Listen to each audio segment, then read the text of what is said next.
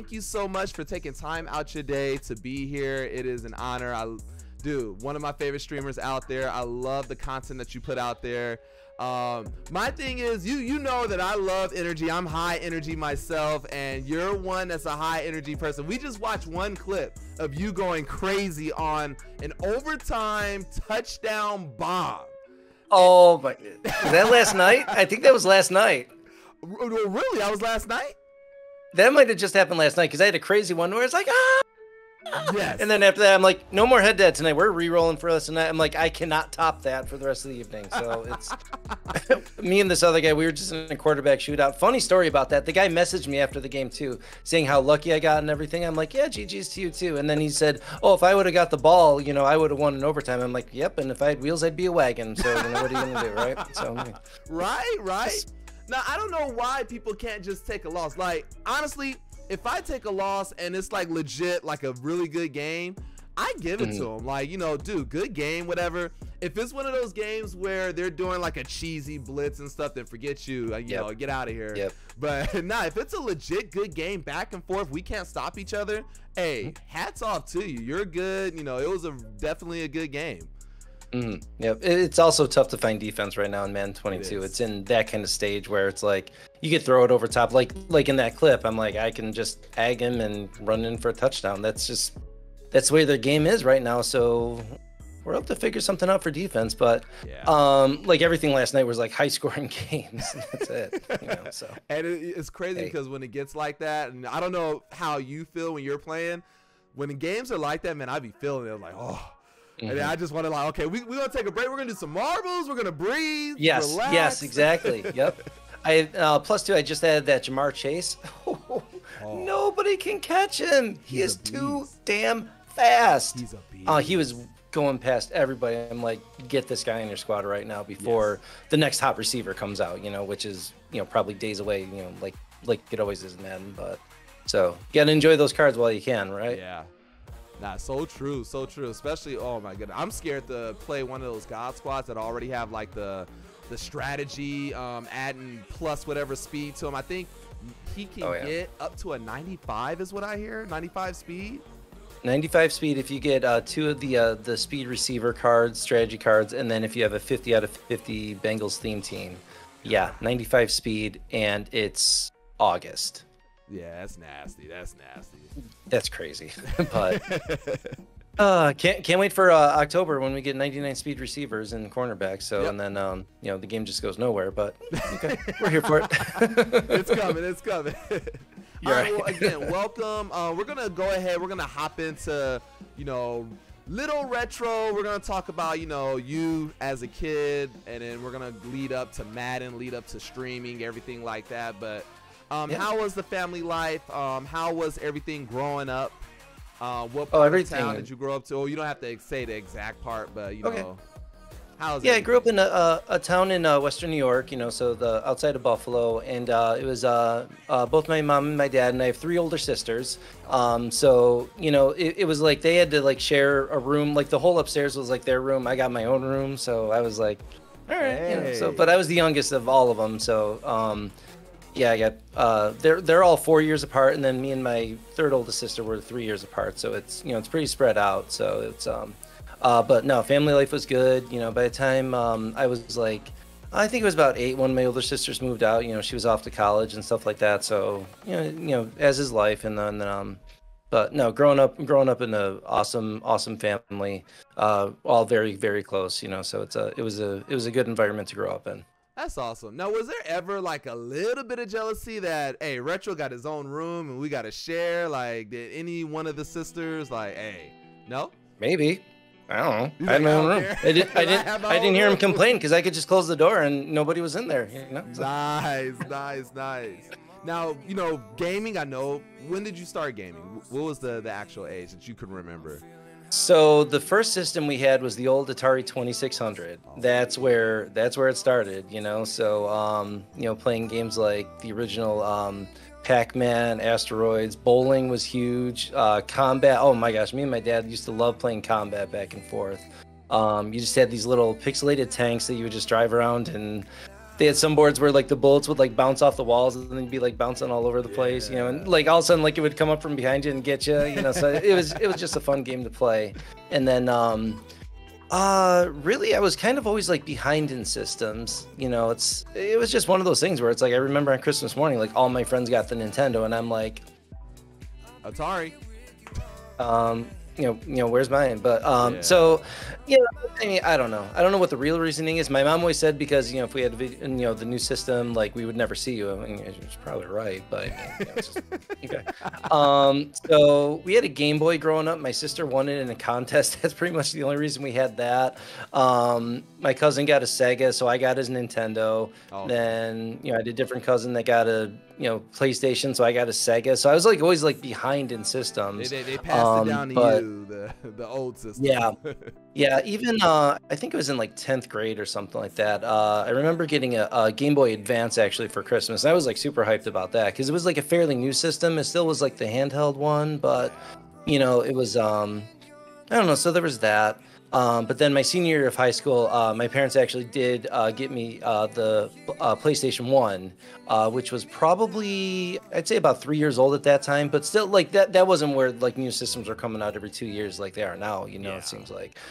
So like they still had like fresh games for it, and my dad got me Blitz, and then my brother-in-law got me NHL 2000, and then went out and got Knockout Kings 2000, just like, you know, some like awesome games for that. And like that's like that was still like, I still couldn't believe it to this day. I was like, are you kidding? Like I'm opening the box, I'm like, are you kidding me? Are you kidding me? I was so hyped for it, you know, to have like a new system. This is the new thing. So yeah, it was quite a thrill. It was quite a thrill. That is awesome. Now, how were you in school? Elementary school? What type of student were you? Were you like class clown, quiet? Oh. Yeah, I get not really like a class clown, but like I was like the funny guy. Like I like to like joke around, and I tried to, you know, like make kids laugh and stuff like that. But never really to a point where it's like I would get in trouble or anything like that. I mean, I did, but it was, you know, unintentionally. It's like, you know, it's just joking around, but okay, whatever. So and then like the grades were like, I was there, you know, not really like, and I wasn't the smartest, you know, and that's the thing, like all my sisters always had like straight A's and everything like that. And then there's me that like, did I pass? Great. I'm happy, you know, like, I don't know. So just, I don't know. I just never had that focus. Like, I don't know. Just school was boring for me. You know, it's just, I don't know. I think every kid goes through that, you know, and then, so, you know, definitely enjoyed the summer times, and then, you know, hanging out with friends and stuff like that. So school. I graduated. That's all that matters, really.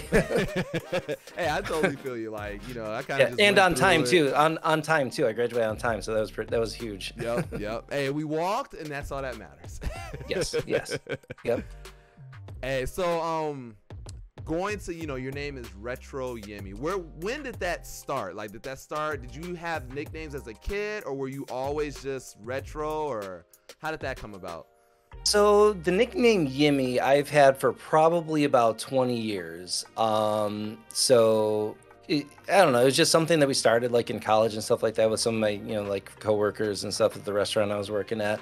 And it just kind of stuck with me ever since then. Like, you know, everybody just, you know, always calls me Yimmy since then. Yeah, exactly. Like, you know, a lot of like close friends do it and stuff like that. So it's just kind of stuck. You know, family still calls me by first name and stuff like that. But the whole thing of Retro Yimmy actually started when I first started streaming. Some guys in the chat probably remember this old character that went live in around October of 2019. His name was Yimmy Pac-Man.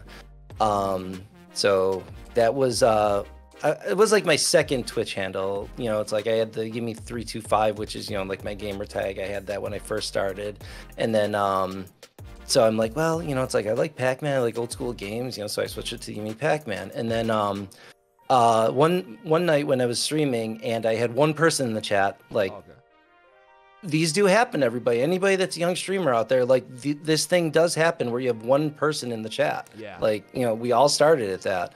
And it was Rhino was in the channel. And that's who it was. And so he was going back and forth, like trying to help me out and stuff like that. And he's like, you know, for copyright reasons, you may want to lose the Pac-Man part of it. I'm like, yeah, you got a good point. You know, it's like you don't want to get in trouble with like copyrights or anything like that, especially with streaming and Twitch. Even though I got a Disney character sitting on my shoulder, what are you gonna do? But it's like, so I was like, then he said like, what kind of direction do you like with your stream? I'm like, well, obviously I'm a Madden grinder, but like I like playing like old school games. Maybe we'll do some like, like classic NES games on stream and everything like that. He's like, Retro Yimmy. I like that. Yeah. I like that. I'm like, as soon as my 2 months was up where I could actually change my Twitch handle again, I did, and that's when like the grind started.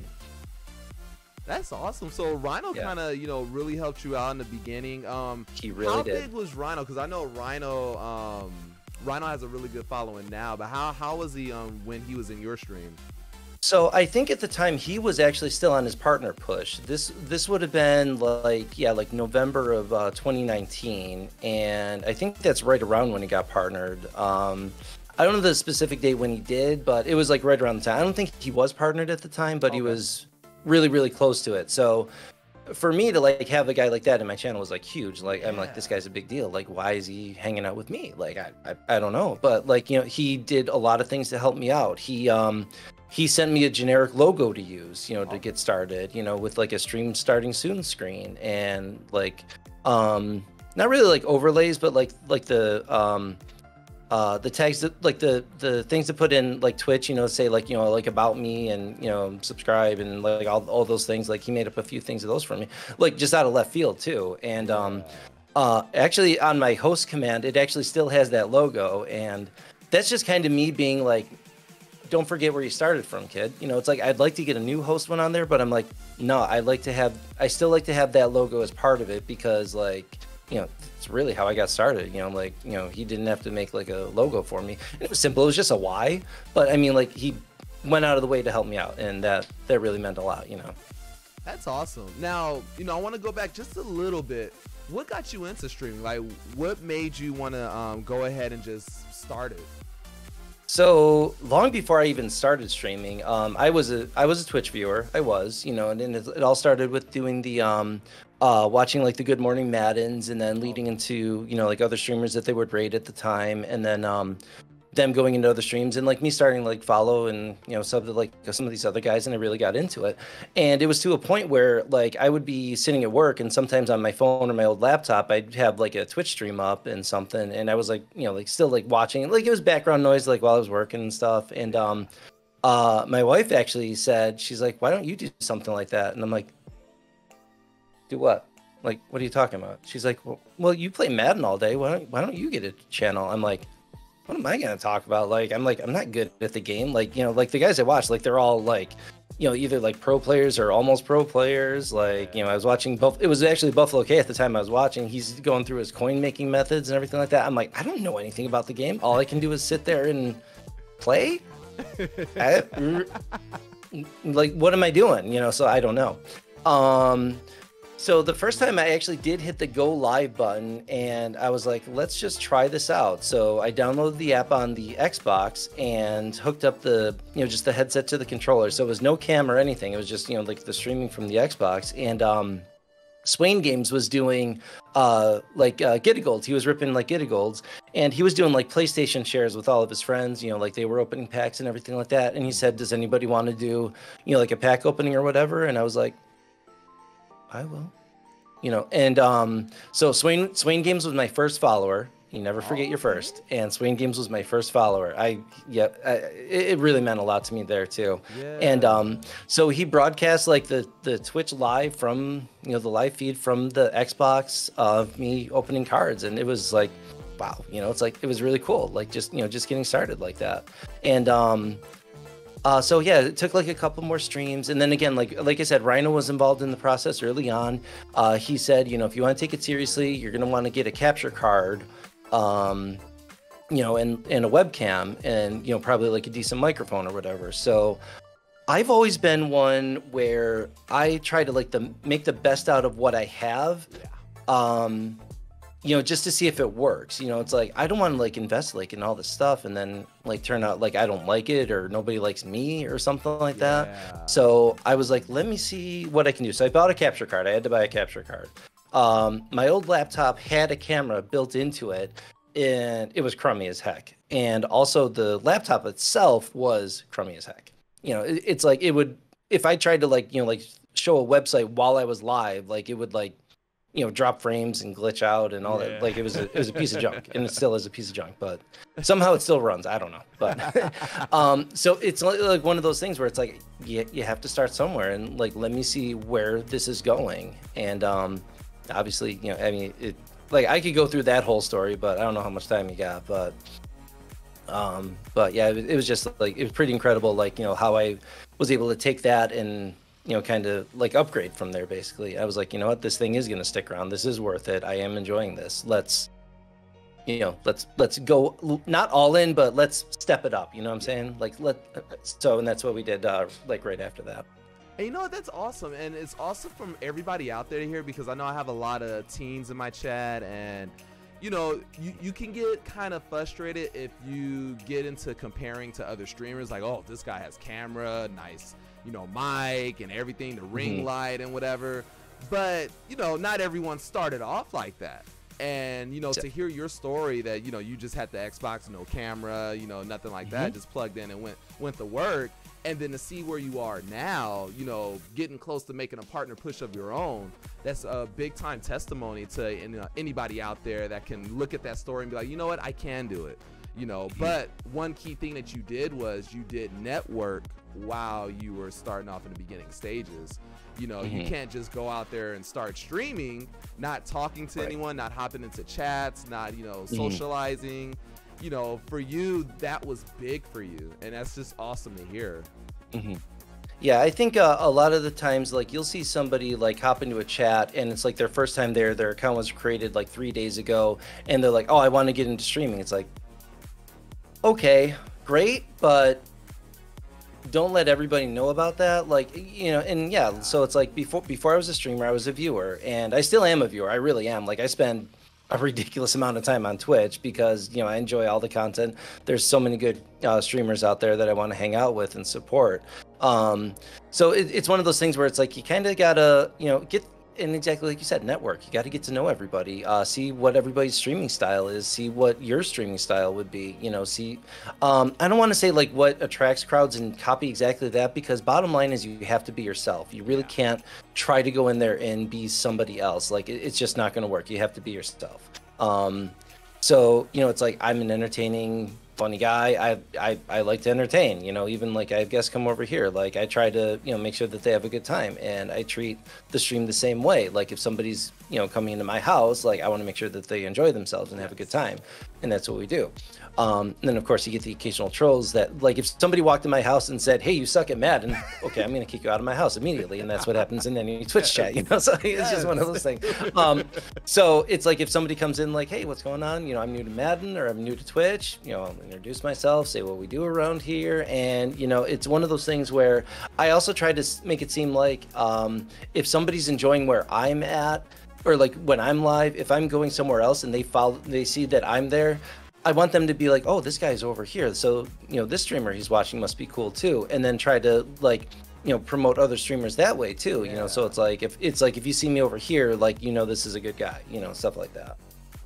And what I like about you too is you're so humble. Like there's times where I don't know if you fully like to get shouted out when you come in, especially we got the video clips and stuff like that, and we're going crazy. But you're so humble with it, and I love that about you. And again, you're a fun guy, and I tell everyone all the time, we're doing these podcasts. There's so many different communities out there. There's people that's in my community that never even heard of who Retro Yimmy is, and so I think this is like a real good opportunity for all of us to just grow with this. Yeah. So yeah, I mean, yeah, I like doing this because I always like telling the stories, about how I got started, with Twitch, Madden, video games in general, just like all of it. It's like I kind of do, like I don't always get like too personal with stuff, especially like when I'm live or anything like that. But there are some stories that I do like to tell and I do like to share, and so this was great, for me. Like I would do this, anytime. I enjoy doing this. I praise you too also for doing this, because like if I was like running a show like this, I'd be like, do you like stuff? I don't know where I would start. Like I would have to like write down like a list of questions. So you know, props to you guys for being able to do this, because I don't ask questions, like, and that's in general too. My wife always like, why don't you ever ask questions? I'm like, oh, not curious, I guess. You know. Well, okay. Yeah, I don't know. It's just one of those things. Yeah. I'm gonna be honest with you. I do think about, like, you know, it's like a process for me. My first one was really scary because, you know, I did Dub Dot, and you know, he's just like that was Madden huge champion though. and everything. Yeah. And you know, it got me all super nervous. But I do take and the reason why I only do like 1 or 2 interviews a week is I do like to take that whole week just while I'm working, thinking about, okay, what I want to ask them. I kind of write little things down, little notes down. With you, it's easy because I'm always hanging in your streams. So, you know, I already know your vibe. You know, you already know my vibe for, you know, coming in my streams. Yeah. We learn each other. So that makes it easy. You're like a buddy to me, more so than me interviewing you and, you know, whatever. So it just brings that comfort. I already know the type of things I want to talk about with you. You know, we're going to get into a little bit of hockey. The retro gaming, definitely. You know, I want to talk about some of the old school games because me and you we're in that same age group, so we played a lot of the same. Y'all don't know, like, you guys get stressed out over Madden. Oh man, retro games, old school games. Oh my goodness, like impossible to defeat. Type games. So I still can't beat Mike Tyson. Hey, you know what? It's tough. I do want to talk about that real fast. That was so hilarious. So you up here, you're fighting, I think, what's his name? Was it Honda? Yeah, Piston Honda. Honda. So you're in a match with Piston Honda. You had the big thumbs and accidentally got out of it. And he's like, hey guys, does anyone have the code to get back in there? And one of your members went ahead and put in the code. You hop in right with Mike Tyson. And that was Mike Tyson code. I'm like, no! Oh man, this is gonna be so bad. And sure enough, it was.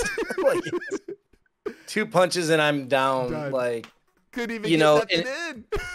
Yeah, like we said, like about those games, it's like you have to go in with a strategy. You have to know patterns. You know, it's like you can't just wing it. Like even in Madden, like, you know, there's a lot of winging it involved too. You know, there's some strategy, but there's some winging it. You know, some of these old school games, like, you had to know where you were going. Yeah, you know?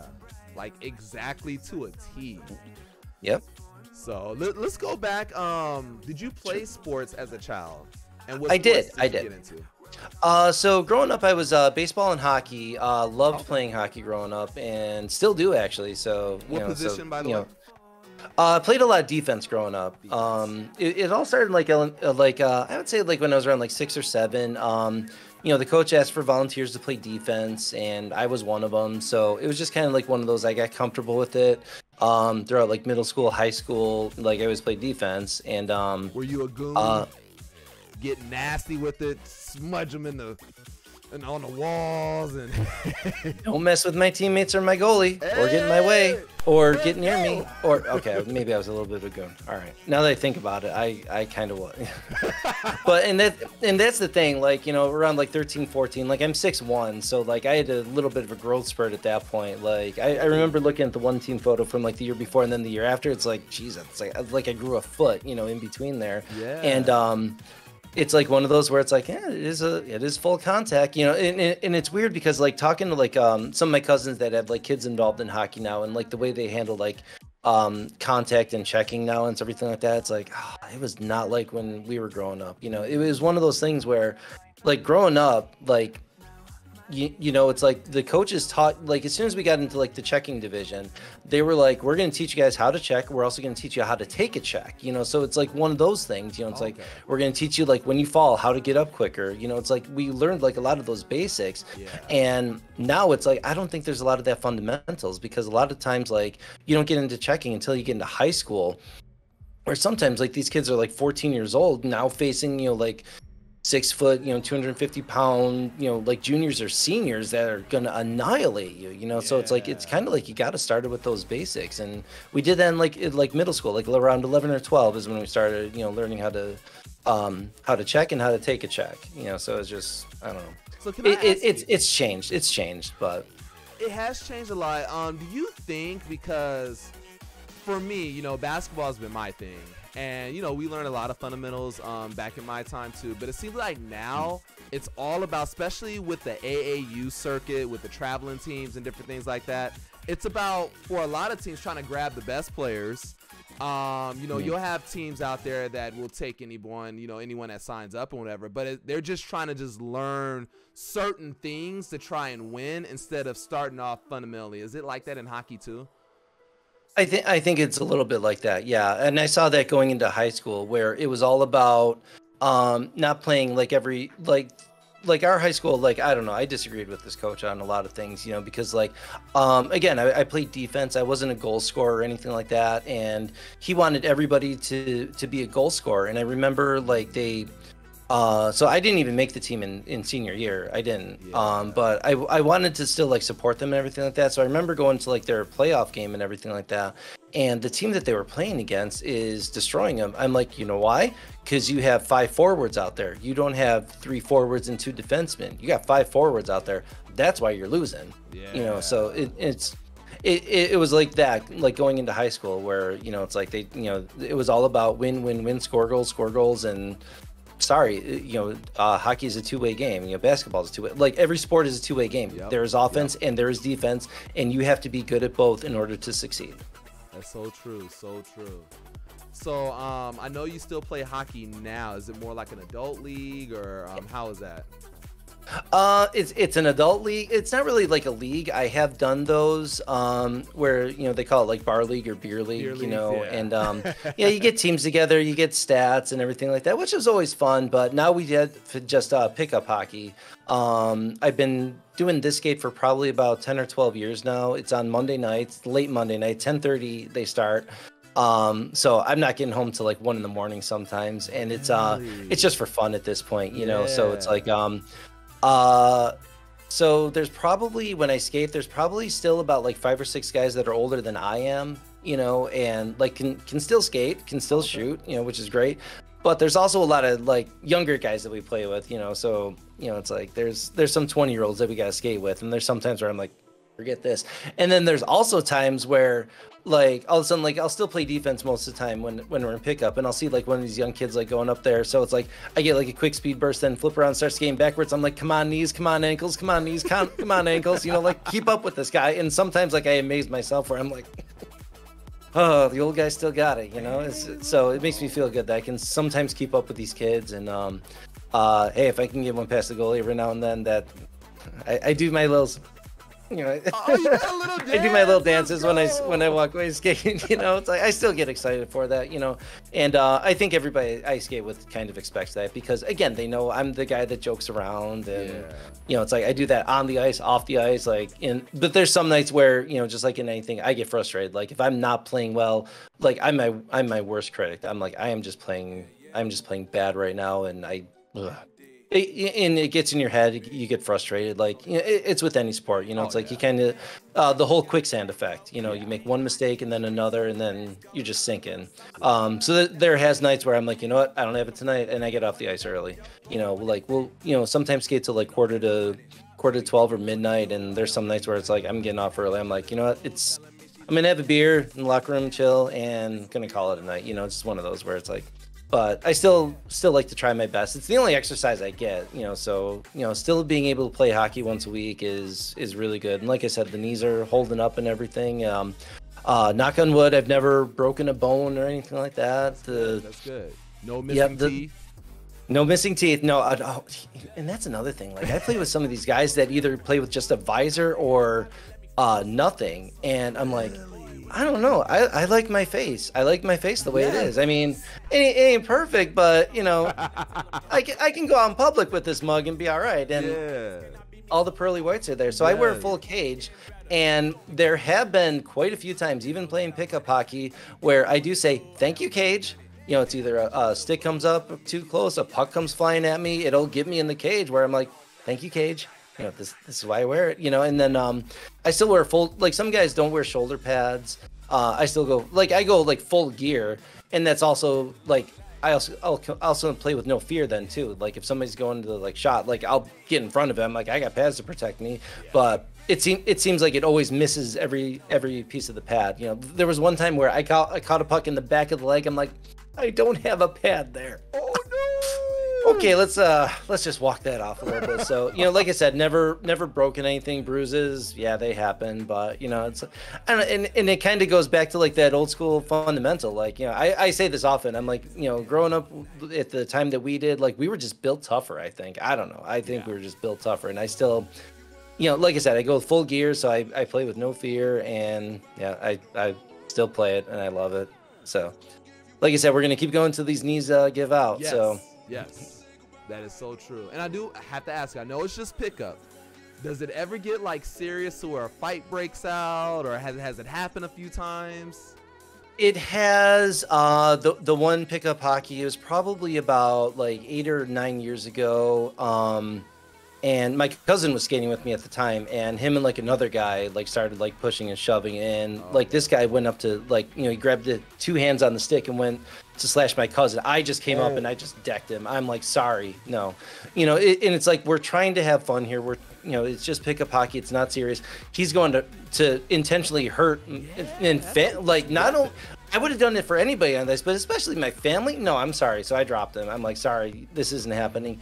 And at the same time, like, that's why I kind of stopped doing like a lot of the bar leagues, because those are the same ways. Because like these guys are not your friends that you have beers with afterwards. Like these are like, you know, an opposing team and everything like that. So there's a lot of pushing and shoving involved with that. And I don't know. And it's like, it's like, I don't mind getting a little physical if I have to, but like when fists start flying and, you know, guys are like, I'm gonna meet you in the parking lot. I'm like, I gotta work in the morning. That's like, what are we doing here? You know, it's like, and it's like, well, we're playing for a shirt. You know, I don't know how the. Yeah. What did we get? Hats and a case of beer. Yeah. Like, that was it. You know, I think we got a trophy. I think our captain did get a trophy. I don't know. Oh, okay. Yeah, so like the last year I actually played organized hockey. We actually did win our championship. So I'm like, you know what? Hey, if I have to go out on top as a champion, I'm good with that. So it's just been pickup hockey ever since then. And like I said, there's no stats involved. If I can't make it, I don't make it. You know, so it's just, I don't know. So it's like you can play when you can. If you can't make it, you can't make it. So some nights there is where we have like 10 skaters. There's some nights where we have 20. So, you know, some nights there's a lot of skating, sometimes, you know, there's a little bit. So the last 2 weeks have actually been pretty good, which is nice, you know, so get a little bit more of a breather on the bench as opposed to like, you know, just running over there, grabbing a squirt of water and then getting back out there, you know. So, yeah. Now, want to talk a little bit about Mrs. Yimmy. Sure. Is she involved with the streaming life at all? Is she just kind of just let you do your thing? Does she watch sometimes? Does she have her own Twitch account and she's on there? She's just like, you know what? You do your thing. When you're done, you know, I'll see you. Yeah, honestly, that's why I stream like when I do, you know, because like she's usually in bed by 9 o'clock. So I'm like, that's my time after that. That's why like you'll see me around a lot of times like late at night in streams and chats and, you know, like when I go live. Like I said, it was her idea, but yeah, you know, I was, yeah, I was like, if you wanna, you know, like make a Twitch handle, hang out in chats or whatever. She's like, she's just tired and goes to bed and everything like that. And then she doesn't like being on camera, so that'll like never happen. Yeah. Unfortunately, I told her, I'm like, let's bring on. She's like, I don't want to. So no channel she's points. You can't like get up to like 150K and, you know, no, see Mrs. no shot. No, it would have to be a sub goal, and by sub goal I mean cash goal, and by cash goal I mean you can't afford it. Gotcha.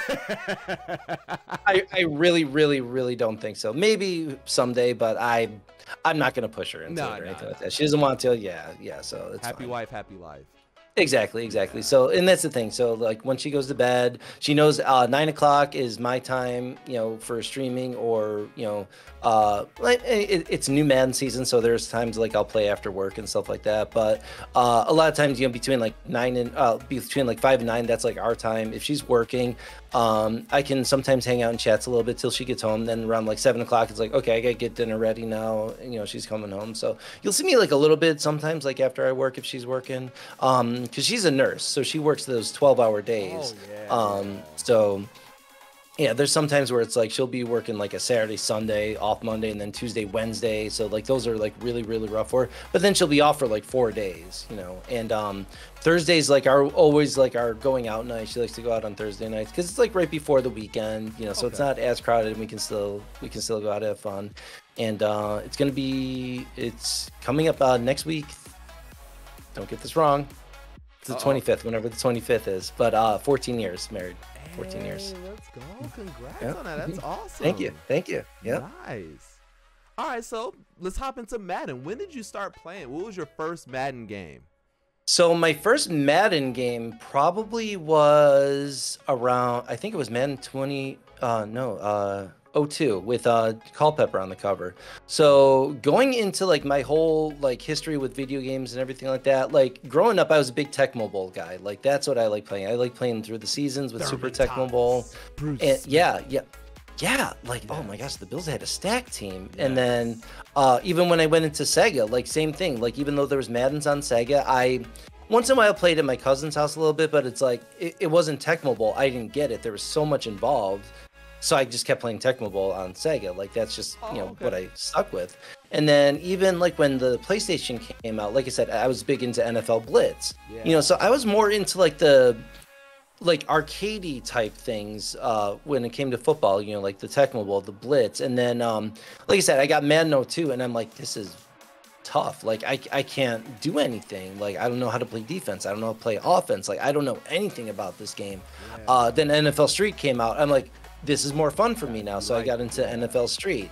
And then my cousin, my brother, this is where this all started then too. My brother-in-law had Madden 04. He got that. And he lives out of town. So whenever we got together, like we were able to play Madden against each other. And that's where I kind of got to learn a little bit more about the game. And believe it or not, everybody, as soon as I say Madden 04, everybody's probably gonna think, you know, like we were always like the Falcons, or like he was always the Falcons would torch me. I'm gonna tell you something. He was deadly with Green Bay and Amon Green sweeps and screen passes. I could not stop him with Green Bay. He was, I don't know, like I could pick any team, and it was just like it was just not it, you know. But like you said, like we played like a lot of other sports games. Like Knockout Kings was like one of our favorites to play whenever we got together. And then so Madden actually really started between like me and my brother-in-law. That's when I like really started playing it. And then I remember the first time I actually got Madden, like the first day it came out, was Madden 05, because I'd just gotten the GameCube. And you know, it was like Ray Lewis was on the cover. It was the introduction of the hit stick. So I'm like, all right, let's see how this goes. And at the time, like, you know, GameCube wasn't like interactive online or anything like that. I don't know if they had anything like that. So again, it was just like, you know, if family or friends came over, like, you know, that's what we would play. And like I would just run through a season by myself, where it's like I'd make myself the quarterback, you know, and like I would just throw like, you know, for 500 yards every game. You're just playing through the whole season. Championship. Yes. I'll take what I can get, right? So for me, it was like I didn't need to buy Madden every year like that. And like I said, even in between that, like I was still playing like after the GameCube, I got the Xbox. So it's like I was playing NFL Street 2. I remember I had NFL Street, like I rented it a couple times from probably either Blockbuster or Family Video at the time, you know, just rent it for like 4 or 5 days, play through it, and then return it. And then, you know, just try to like accomplish as much as I could. And then when I got the Xbox, so it was funny. My wife and I were dating at the time, and she got me the Xbox for Christmas. She got me the NCAA version. So it was like NCAA 05, I think it would have been. She actually bought it because she thought it was Madden, and it wasn't. So actually what I did was then I went out and bought NFL Street 2, and that's what I would spend like a majority of my time playing. So I didn't really get back into Madden. Like my brother-in-law had like Madden 07, and then sometimes when he came over here, like I had Madden 05, like, and that's what we would play, you know, like not like the latest versions or whatever. So I was probably out of Madden until about, and this is probably the most embarrassing Madden story that I have. I bought Madden 09 for the Wii. because I had the Wii at the time. That was like my latest system. Like I didn't have the 360 or the PS 2 or 3 at the time, whatever was out. So here I am playing Madden on the Wii. Now, don't get me wrong, I like, you know, like the cartoony arcadey feel of video games, but that was just dumb. It really was. Like you're holding the joystick like this, you're holding on the button, and then you're doing that to like throw a pass, and like you're holding it down like this, and then going up to kick, and then like you have the other joystick to like control the running backs, and then like after you score a touchdown, you have to wave the controllers up around to like hype up your guys, and I'm like standing up like playing Madden. I'm like, I am a 27-year-old man, and I'm sitting here waving around the sticks, you know, trying to like hype up my team, and I'm like, this is ridiculous. And then I still didn't learn my lesson. I then bought Madden 10 after that, and it was it took a giant step back. Like the graphics actually got more cartoony after that. I'm like, this is just terrible. So I'm like, I don't even know what other games I was playing, like other like action. Like I always like playing like Mega Man's growing up, and then for the Wii I got really into like the Metroid Primes and stuff like that. I was playing that. So I had like other games I was able to play and stuff. And then I think it was when it was Madden 13, and this is probably when I really got involved in Madden. So it was Madden 13. I remember the Bills had just gotten Mario Williams. They just signed Mario Williams. I'm like, I kind of want to get the Madden because Mario Williams is on the team now. I'm excited for this. So at the time, my brother-in-law actually did have a Xbox 360. So I'm like, well, so this is kind of how I got an Xbox also. Like I had the Xbox One for Halo mostly. But so he had the 360, so I got the 360, and we were able to play online against each other now. So at the time it was all regs. So we would actually do something different to make sure we weren't the same team every time. What we would do is we would hit the random team button 3 times each, and then we had to pick one of those 3 teams to be. And that made it fun for us, you know. So we weren't like the Bills every time, you know. We would mix it up. Like sometimes, like, okay, you know, I'll be the Vikings, you know, Adrian Peterson, like, you know, that's fine. And you know, so like we would be able to mix it up with teams and everything like that, and that made it fun. And I dove a little bit into like some like the season stuff, but I'm like, I don't know. Like again, like I wasn't concerned about the hot dog prices in the stadium or anything like that. So I kind of like, yeah. So like I was still able to like, and again, because I just got in the 360, so I was also big into BioShock just came out, and well, not like just came out, but it was out, and then Dead Space. So a lot of like these, that's how I kind of got into some of these horror games, you know. And so I would play those on the side, and then me and my brother-in-law would just play Madden on the weekends. And you know, so I was like doing like other games in between. And this went on for years. This went up until like I bought Madden 14, Madden 15, 16, and then Madden 17. One of my cousins told me about the draft mode, the MUT champion or MUT draft or whatever it was, and like I was playing against like other opponents online, and I remember getting these silver cards, and I don't know why. So, you know, it's like everybody's probably doing MUT at the time, and I'm just doing this draft champions just for fun. Yeah. And I introduced that to my brother-in-law. So ever since Madden 17, we've been doing MUT draft always. Like we don't play regs anymore unless we're at each other's houses. Then, you know, there's no offline MUT draft, so it's all regs at that point. But so that's been like our thing then, is like, because it's like, and we like to draft a new team every single time. Let's see who we get, you know. So it's like I'm excited like for draft when they add like some of the players that are in MUT into that. I was a little disappointed last year when they kind of stopped after the Team Diamond 2s, and a lot of like the legends didn't make it over. I even remember, I'm like, why is the 96 Brett Favre available for my quarterback but not the 98? Like, I don't know, I was a little disappointed in that with this year. But either way, so I remember it was when Madden 18 like first came out. I was going to play like MUT draft like I usually do, like the head-to-head, and it was only available against CPUs or Play a Friend at the time.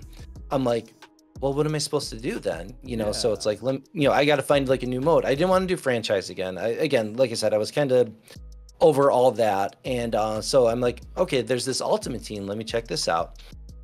So I started out with the team, and then I remember, it's like, like, what's your favorite team? Get your favorite team's team captain at the time. So they had like the 5 team captains, then you could like upgrade to it. Once you got like all 5 of them, you could upgrade one to an 85, and it's like, okay, let me do all these. And I got Tyrod Taylor, the Bills quarterback at the time. Yeah. And I just kind of fell in love with Mud at that point. Like, I'm grinding out like all these solos. I'm glad they got rid of the gauntlet because those were always like the worst. And so yeah, so it was kind of like one of those things that I told my brother-in-law about this mode, and it's like, he's older than I am, but he's got 3 kids and everything like that, so he didn't really have time to like draft out or like grind out like a Mud team. So we would still always do drafts. So this is kind of like why on like late night Fridays and Saturdays I don't stream, because that's still our time to do Mud draft. It is. So we'll try to get like 2 or 3 games like this past like I think it was Madden 20 was the highest we ever played. We got up to like 150 games that we played each other online throughout the whole year. Yeah. And then awesome. I think this year with Madden 21, I think we got up to 120, which is still cool. And it's just changed so much. It's like we like this game, I don't know, even in draft mode against like player friends, it was so broken. And it's like, I don't know. But it's like we know each other's tendencies that we have, like even for a draft and everything like that. Like sometimes like I'll see his top 3 and he'll have like the Lawrence Taylor out there, and like he was just doing those loop blitzes in Madden 20. I'm like, and so at this point then too, this is when I started getting into a little bit more head-to-head and like the whole Mud grind and building up my team there. So it's like I still like playing with my team, but like I do like playing Mud draft against each other. But it's one of those things where it's like I learned a few tricks, and that's just from the subscribing to like Zan's channel and Cold 45 and just learning like all these different plays and playbooks, like coverages, and like I guess I will admit this again. I am so humble, but I might have gotten a little bit better at the game than when we first started playing. I might have. I don't know. So there's some times where it's like even like this past year, like early on, where I would see he was coming out in cover 3, and I'm like, I got one for you.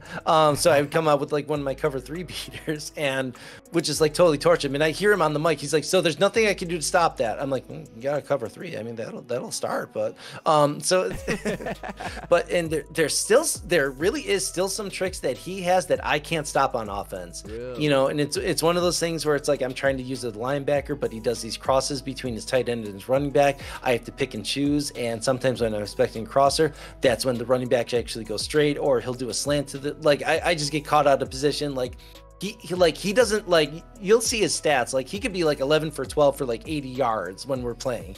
I don't want to say he's like a captain checkdown, but he throws it underneath all the time because he can't set up those long bombs or anything like that. But it frustrates the hell out of me, and he can win games doing that, and then sometimes if I don't draft a strong enough right tackle or left tackle, like he's usually blitzing like right around me and everything like that. So he has gotten better. I have shown him a few things, like what he can do, but it's just we still have that rivalry, and there are some nights where I shut off the microphone because like I have to remember, I do have to remember, like, I'm playing against my brother-in-law. This is not, this isn't weekend league, and I do joke around with him like that. Like I'll see him like come out and like gun bunch. I'll tell him, I'm like, oh, go play weekend league with that crap, He's like, I don't know what that means, So it's like it's like you say, he's not Mud grinder, so he does, like, I try to explain like what weekend league is. I'm like, it's the worst possible thing in the world. So there are some times where it's like I'm playing against him. I'm like, this is a family game. We're just having fun. And there are times where it's like I can hear the frustration in his voice when I'm like, like up like 35-7. And I'm just like, oh man, I got him. But and then there's some nights where I can't stop him. Like I have no time in the pocket, or I just have a lousy quarterback. Like I don't know. Like sometimes you get those bad team drafts, and but we just built up such a relationship. Like we came up with like, throughout the years, we came up with like nicknames about for a guy. This is the funniest one. So this was around Madden 18 or 19. I remember it. He had Ryan Kerrigan as his sub linebacker, and he would go out in dime coverage, he'd do cover 2 man out of dime, and just have Ryan Kerrigan just in the middle of the field, just standing there, and I'm trying to throw it over the middle. Nope, he's jumping up and catching. This is when like the linebackers could jump up and catch anything. Yes. And I just remember saying, I'm like, what is he on freaking stilts out here? Like he's just like go gadget arms. He's catching everything. So we called him Stilts Kerrigan after that. That was just always like the nickname that we came up with him. And I don't know. We just always had like that back and forth, like like some of these NFL players and stuff like that, and we still do, So it's like once in a while he'll get it. He's like, "Oh, Stiltsy got you again." I'm like, "I hate that guy." So we just have a lot of fun with it. So, and again, that's not anything that's going to change. So yeah, you're not going to see me around on a lot of Fridays and Saturday nights because we're playing Mutt Draft against each other. He just uploaded Madden 22. His next gen console isn't arriving quite yet. It's a little behind, but we'll be playing. I guess past gen now you call it. I don't know if you call it. I don't know if it's still current gen or next gen, whatever you want to call it. So he's still on current gen, whatever you want to call it. And so we'll probably be playing some of that tonight, And I haven't played on current gen Madden 22 yet, so it'll be interesting. And we're also going back to where like in 88 you're like your highest player that you're drafting. So we'll see how that goes. But I know, and that's what makes it different. Yeah. Like now, we're not playing with super players anymore. Now this really makes you think, and when the teams are even, it's a lot of fun. You really got to be creative. It's like a chess game out there. So I do want to ask you, because this comes out every once in a while, maybe almost every stream. The boot. When did the boot get involved in streaming? The boot got involved as kind of like an unobtainable thing. Like, when I first was able to get affiliated and I set up channel points and everything, I didn't really have like too much to set up. Like, I don't know what I want to really do. So let me put up this, DOS boot that I have for 250,000 channel points. And again, like, I'm new to the game. Yeah. So I'm going to step it back a little bit, because I actually do like telling when I hit affiliate it just took off so quick that I want to talk about it. I do. I do enjoy telling the story. So Go ahead. So it was a January night. I'm on streaming and I get a raid from Swain Games. Like I said, he was a huge help to get everything started. He raided the channel and he was like, "You're not affiliated yet?" I'm like, "No, I still need my average views up." And he's like, "That changes tonight." So this was really cool. So he sent out a Twitter post, saying like, "This guy's grinding for affiliate. He needs his average views. Everybody get in here." So next thing I know, I have like well over 75 in the channel, close to 80. And I'm seeing names like Big Cap, Digital Champion, Raw Dog. Like all these guys are showing up in the channel saying hi and supporting, and like they're retweeting everything. I'm like I have celebrities in the channel. Yeah. And I remember seeing like Big Cap. I'm just like, "Big Cap's here. Oh my God, this is so great. Go Eagles." Yeah, everything. And he just types, "What am I getting into right now?" And because he sees Baby Groot on the shoulder too, he's like, "What the hell is that?" Like, but again, it's like, I have celebrities in the channel right now. And I remember finally getting after midnight, refreshing, in Twitch, showing that I had above the average 3, and then like a half hour later I got the email for affiliate, and I was almost in tears, because again, this is something that I never thought was going to happen when I started streaming. Yeah. I spent a lot of those nights frustrated, like I'm never going to get these 3 average views. And again, it's like I'm not out there going like self-promoting myself or anything like that. I'm still doing my thing. A couple of guys did know I was streaming, whether or not they hung out on the channel. So a lot of nights it was like me, Nightbot, my best friend JT60, SEAL Team, Roy McCracken, like Roy remembers Yimmy Pac-Man days too. So like he's always been like one of my biggest supporters for the longest time. Yeah. So, and then even after I got affiliate, it was like one of those things where it's like, okay, now how am I going to expand on this? Like how am I building this? Like, this is up to me now. So I give this advice to any streamer too. Once you get affiliate, it's up to you to decide where you want to take your channel. Yeah. And that was kind of like the way I did it too. I'm like, so nobody wants to see solos. No one wants to see solo battles. Obviously, if there's a new promo out, we're going to be doing solos. Like even with new Madden, I'm like, solos are going to happen. Sorry, not sorry, but this is what we got to do. So I try to play a lot of more head-to-head when I go live, because that's more exciting for me too. Like I like watching head-to-head games, like seeing how like you are against other players, and vice versa. Like it's entertaining to me, especially if someone like brings that energy with every game that they play. Like that's exciting for me. So then along with that, it was about a month into it, and again, like I had probably had like maybe like 5 or 6 people in the channel, whatever, and all of a sudden somebody dropped a 50 sub bomb on me, and this is like my first month after I hit affiliate. I'm just like, I couldn't believe it. Yeah.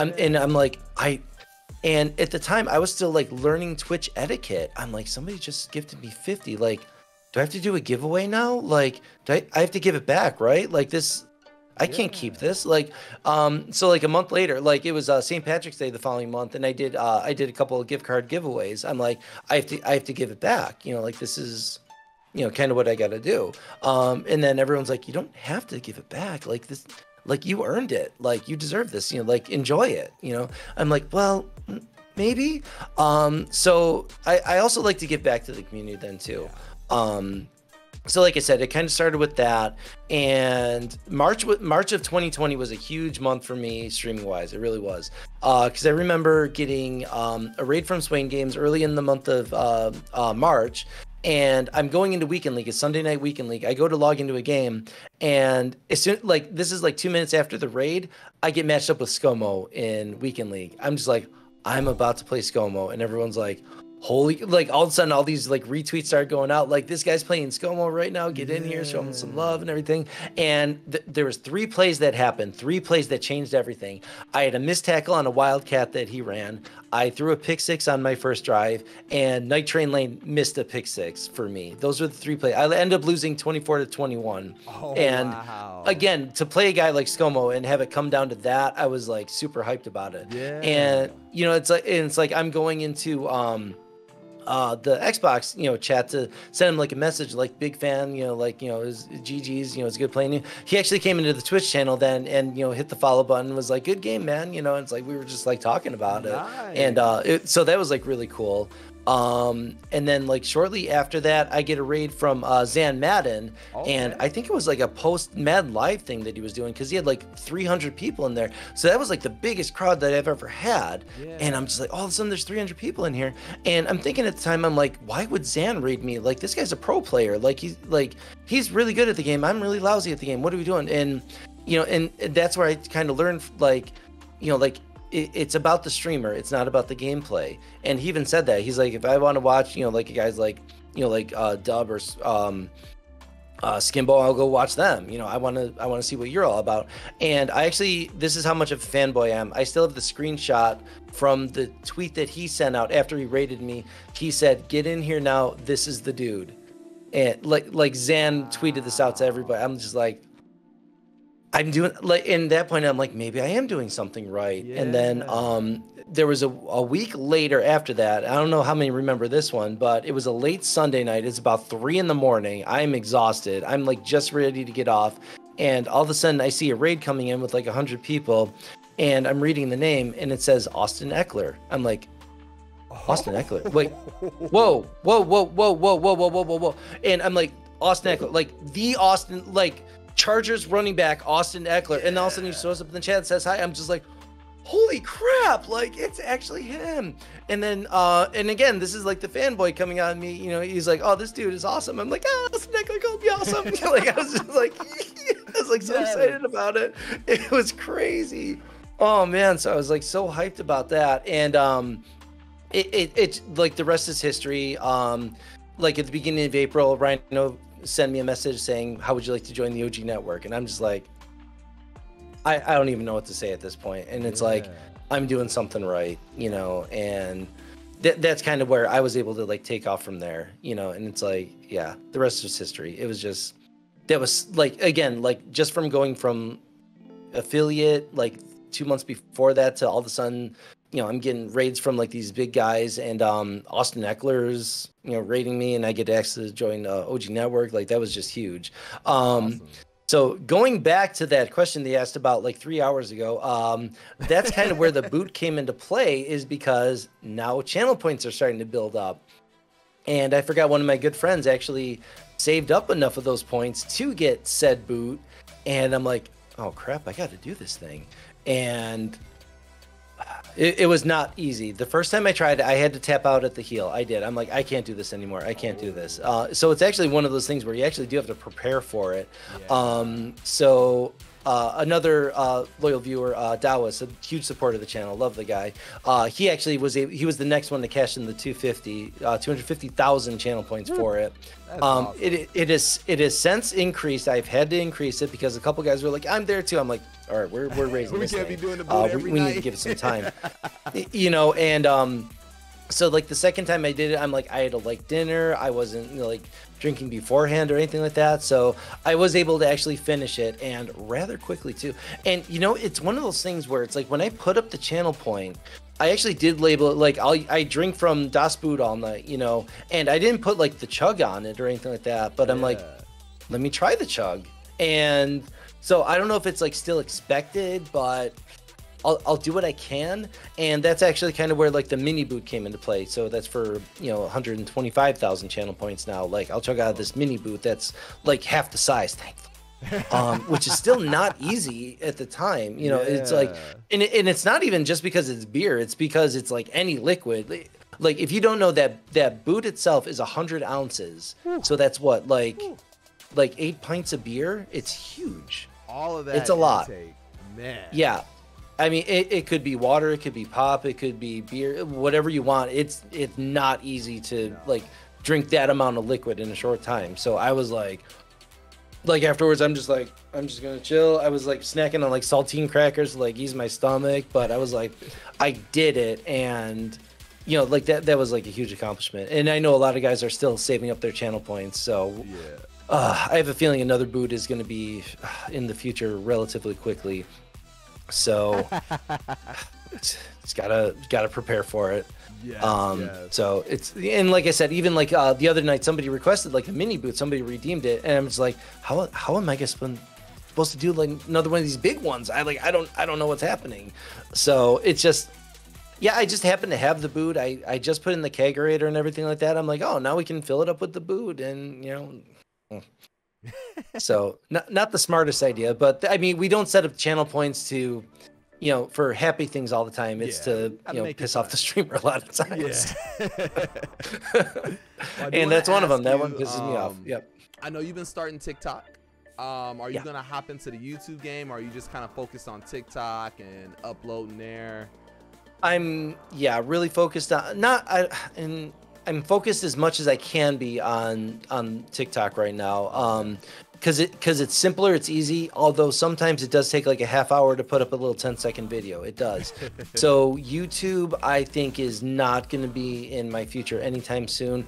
And if it is, I'm going to have somebody do it for me, because I've seen some of these YouTubes that come out, like the presentation with the thumbnails and the like the editing involved in it. I'm like, I just don't have time for it, and it's one of those things where it's like, I still have my full-time job, So Twitch is still, I still consider it a hobby for me. It's a hobby I really, really, really enjoy. So I want to keep it going as long as I can, and again, just write it out as long as I can.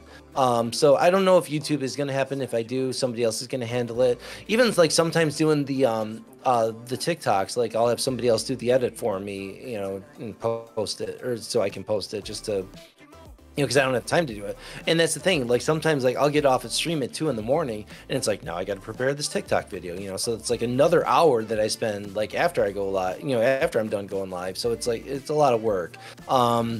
So, and that's the thing, like YouTube, if I did it, it wouldn't have like much like advice stuff on it. Although being the no money spent this year, like I've been picking up like good solos to grind out for the camp chancellors, and for your dailies, but I don't have like coin making methods or anything like that.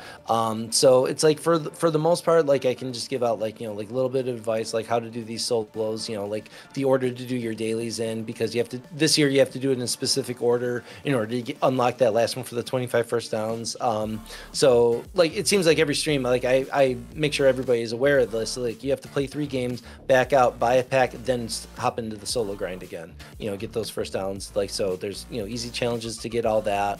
I try to explain that, but yeah, I don't have coin making methods or anything like that. So if I did do YouTube, it would be like, oh, I just had a crazy game, like, and it ended like this. Or it would be like, I'll put on like my Twitter post, like a bunch of like highlights that happened. Like, that would be like my YouTube about it. So it's like, I don't know, like until I can come up with something that's gonna be a little bit more entertaining for YouTube, I'm gonna do that. But you know, I don't mind like posting up like little TikToks. Like, even the one I posted yesterday, it actually got up to 6,000 views. So I was like, nice. Wow, okay, yeah. All right. You know, and it's like, it's one of those things where I still have to figure out, well, like, what am I doing? I still have to critique myself, like, what am I doing wrong? Because I'm seeing other guys that are just blowing up right now on it, and it's like, who knows? Maybe I got to figure something else out with what I'm doing. But so yeah, doing TikTok is, you know, something I can handle at this point. YouTube, we'll see. Gotcha. Yeah. All right, we're gonna ask some quick questions to end it out. There is a question in the chat. K Couch wants to know, is Groot indeed a separate entity? No, he's actually attached to my shoulder, and I have to cut holes in all my t-shirts. It's it's pretty uncomfortable, but you know, can't have it surgically removed, so he's stuck by my side ever since. No, I'm not gonna. There are some old clips that I have. There's actually one that made it onto the TikTok, caught in 4K. Groot is not actually attached to my shoulder. He balances pretty good. I'll just leave it at that. Right. It's one of those mysteries of life, I guess. So we'll. Yeah. Hey, leave it a mystery. Leave it a mystery. You watch some of the clips, and you'll see I got caught in 4K a few times. Top 3 NES games of all time for you. Oh, Mega Man 2, definitely. I spent hours upon hours playing that game. I could still pick it up and play it and have a good time, like, for real.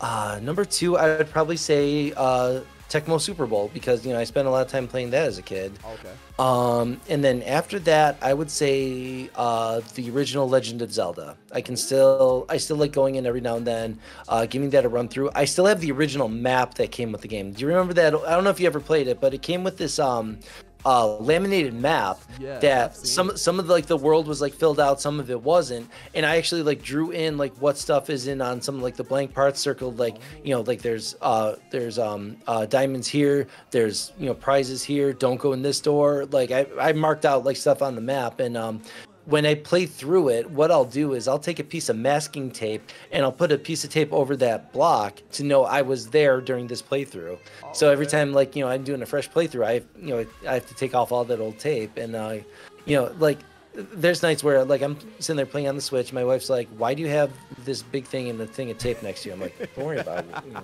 like, come on. You can come up with a better method, I'm all for it. You know, it's like, this is what I got.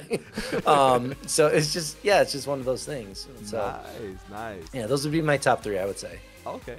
Give me top 3 arcades of all time that you like to play inside of an arcade.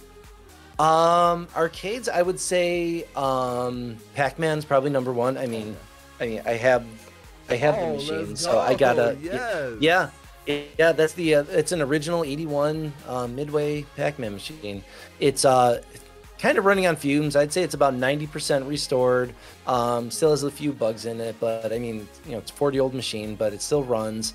Wow, you know, I spent a lot of time playing the old like number 2, I would have to put like a couple different games in there. I'd have to put like the original like Ninja Turtles arcade, the X-Men arcade, and the Simpsons arcade game. Like, I played those 3 like a lot. Those were so much fun. You got to play with other people, and it was a lot of fun. And that was the thing. That was what I liked about back in the day at the arcades. Like, you would be playing by yourself. Someone come in, like, can I jump in? Like, yeah, please. You know, let's beat this next level. You know, so it's like.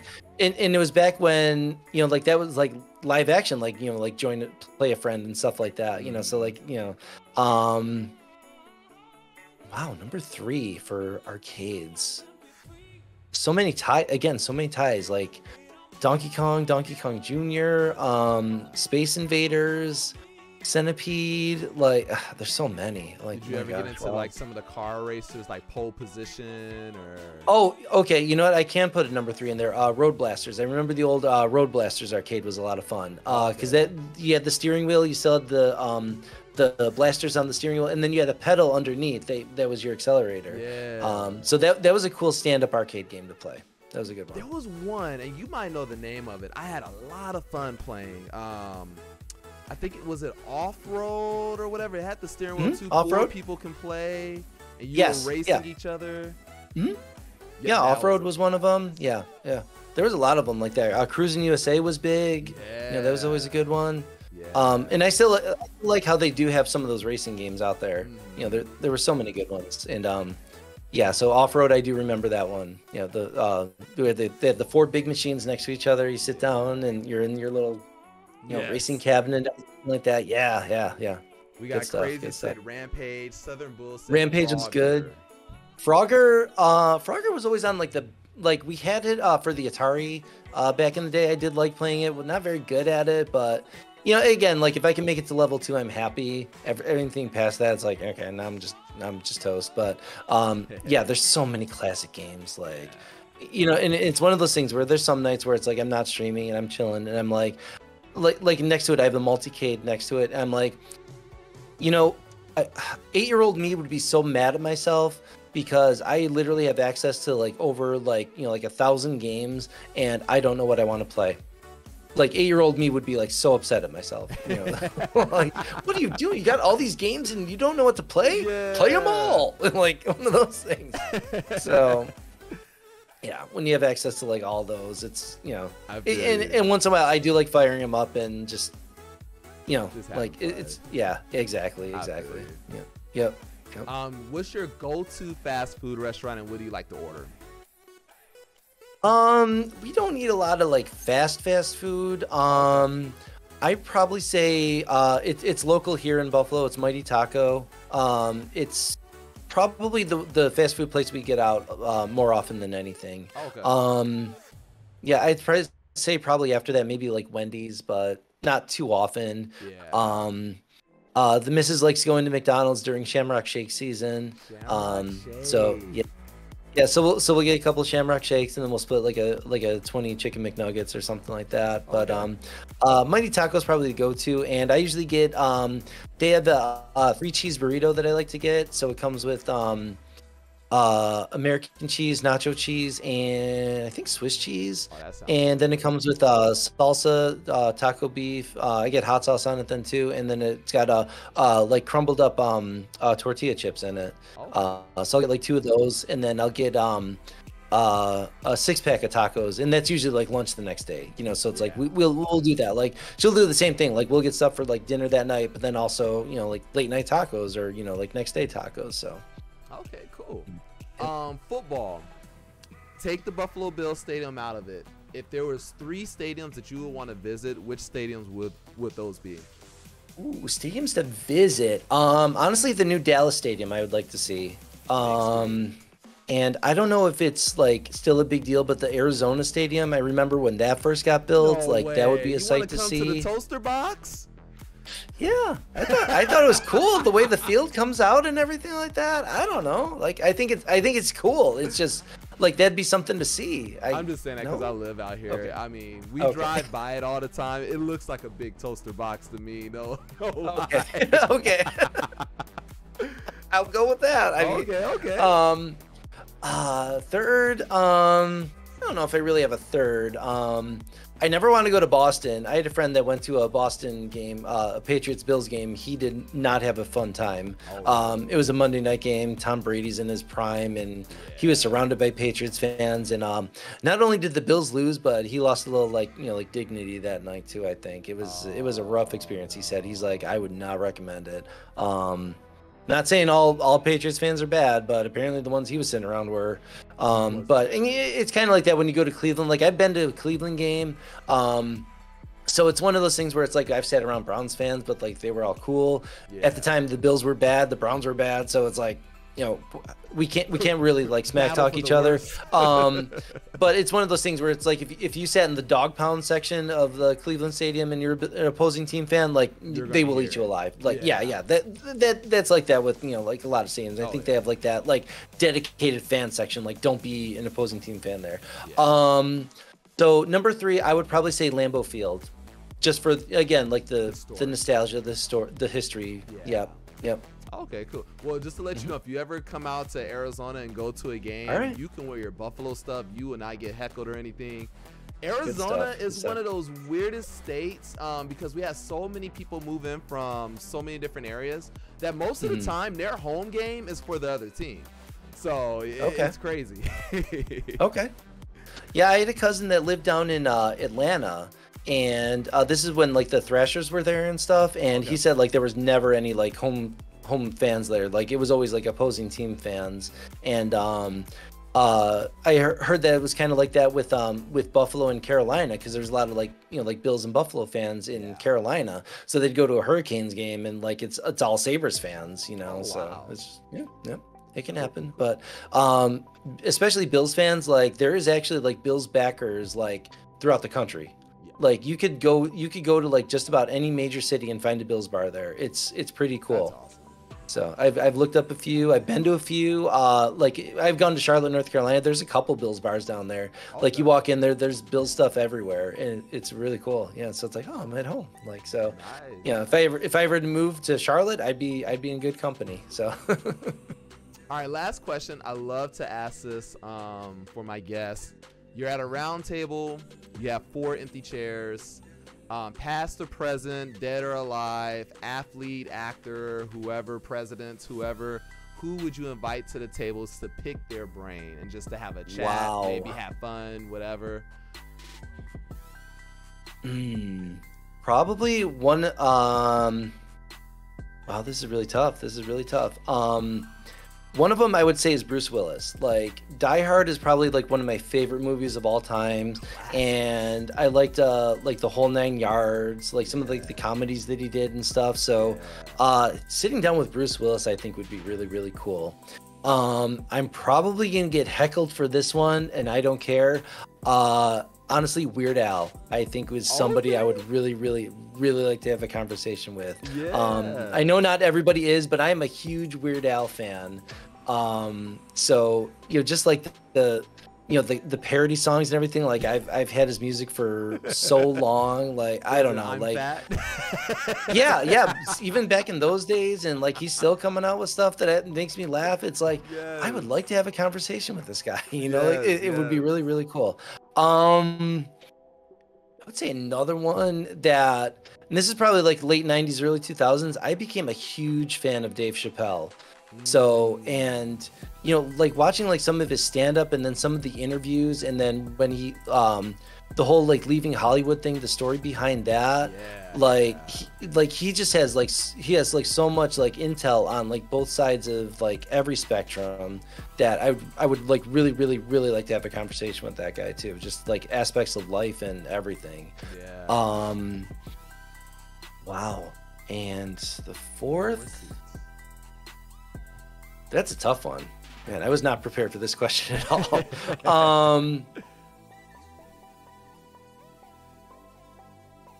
I don't know. Now this is a little weird, but I'm gonna say it anyways. Yeah, probably my dad. My dad passed away like 8 years ago. I miss him so much, you know. So, you know, I would love for him to be there too, just to, you know, I say this every time I think about him, like what I wouldn't give to play one more round of golf, one more hand of poker, just have one more beer with the guy, you know, like So, yeah. Yeah, it is rough. It is rough, you know. But you know, I think about him every day. You know, a lot. I didn't mean to get it all like, you know, sappy on and everything like that, but like, yeah, he was a big part of my life growing up, you know, and it's you know, I learned a lot from him. I learned like my sense of humor is his sense of humor, you know. So, and that's like one of those things where it's like, I was on Swain Games channel the one night, and he was having like a Don't Make Me Laugh contest, and I was a guest star on it, and like everybody's putting like their worst jokes in the chat, and I'm just like,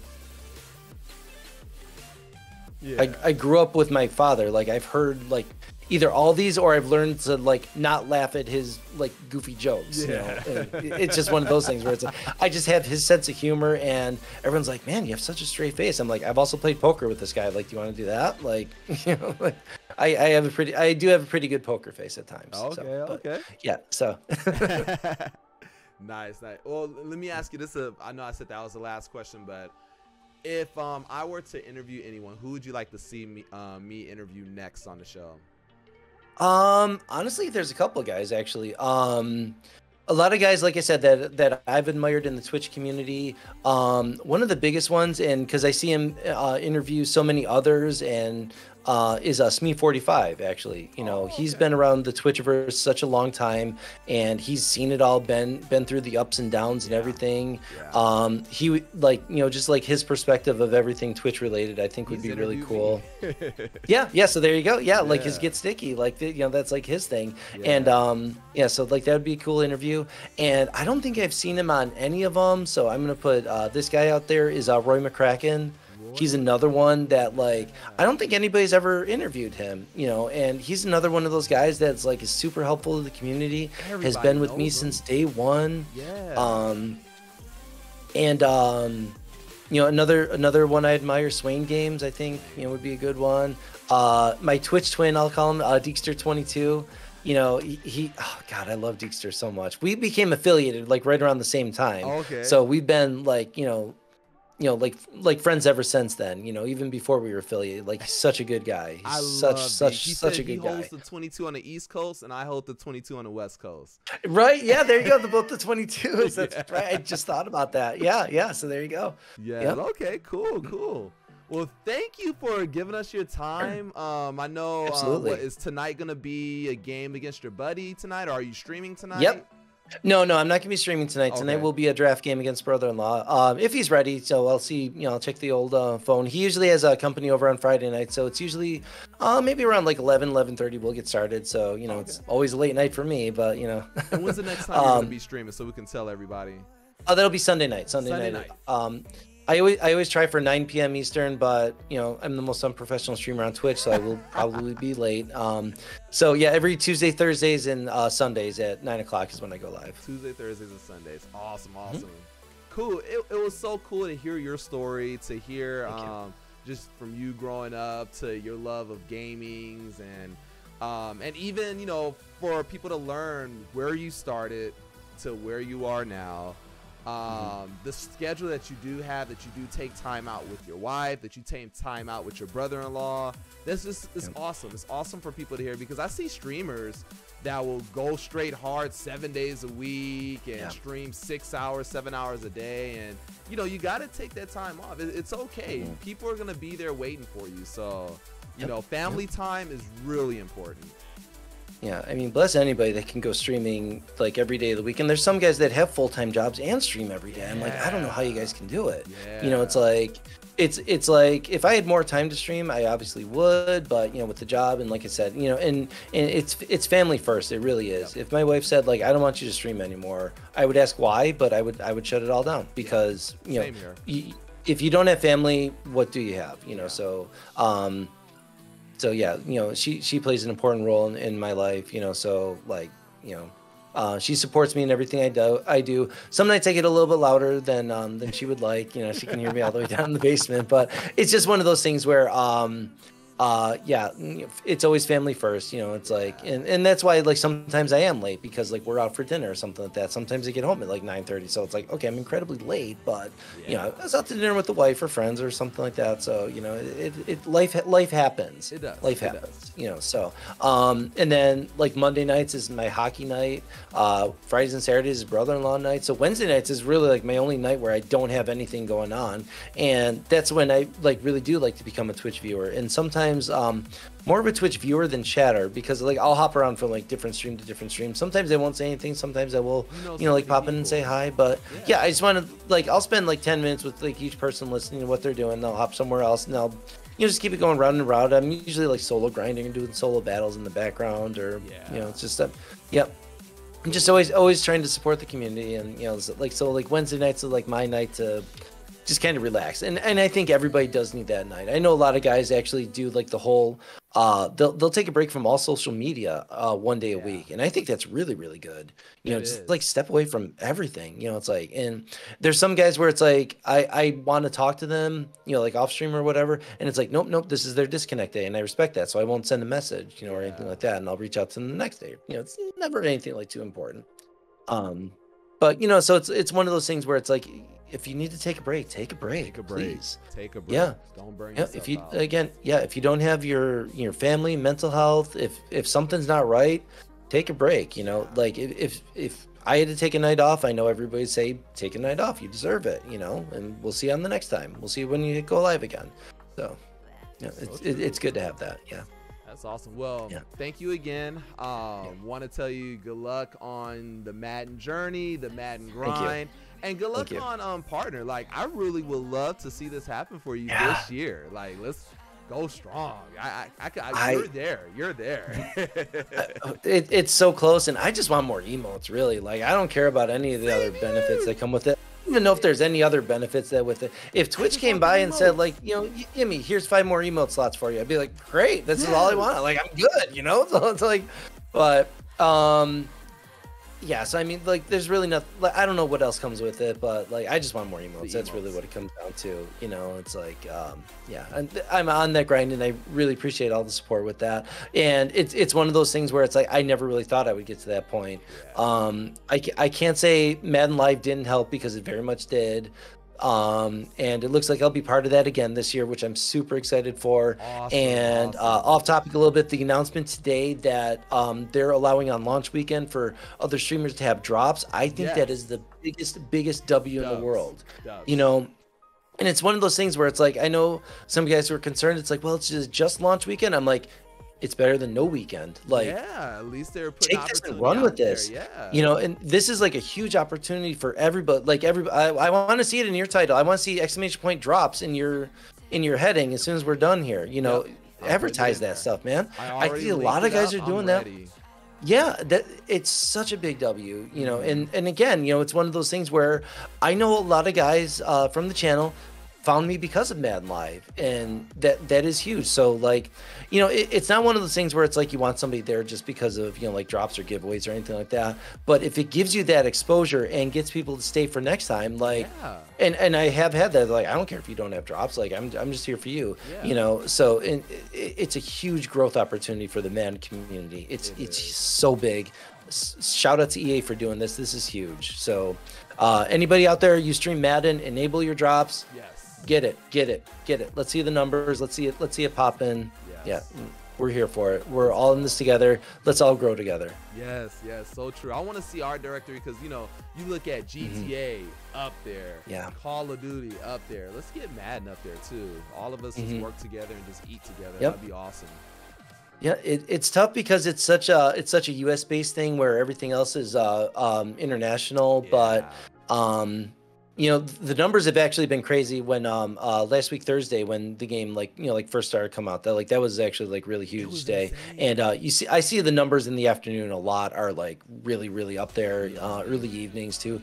Late night is still kind of late night, but we're coming in like the first weekend of the game being like the full release, and then next week is going to be when solo battle starts up and weekend league starts up next weekend. I'm looking forward to that already. I thought we were going to get a little bit more of a break than that, but weekend league is starting up already, so I got to get the team together, see if I can have a serviceable team. I'm gonna hit the solo battles and everything. Get your solo battles, get your coin. Like that's a great way, especially early in part of the year. That's a great way to get your coins and cards. You know, because like those Hail Mary packs, like the little stuff comes in handy sometimes. You know, it counts. So, it does. All right, well, have an awesome evening.